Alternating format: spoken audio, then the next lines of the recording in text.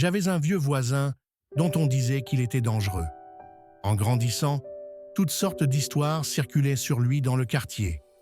Les gens disaient qu'il était fou, qu'il avait même fait disparaître sa famille. Nos parents nous mettaient en garde contre lui.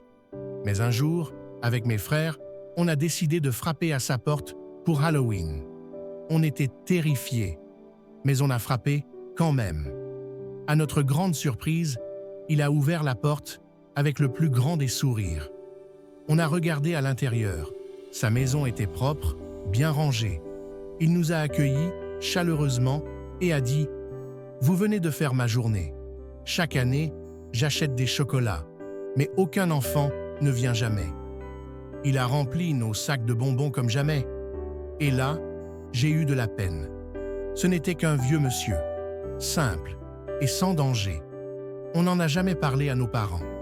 Mais depuis ce jour, on allait souvent lui dire bonjour. Il était toujours heureux de nous voir. Sa femme était morte en donnant naissance et il vivait seul depuis plus de 30 ans. On lui rendait régulièrement visite, jusqu'à ce qu'on parte pour l'université. Quand il est décédé, mes frères et moi sommes revenus pour ses funérailles. Et à notre grande surprise, après la vente de sa maison, le produit de la vente nous a été remis. Le notaire nous a tendu une lettre de sa part où il avait écrit « Votre présence m'a redonné espoir. Vous serez les premiers dont je parlerai à ma femme.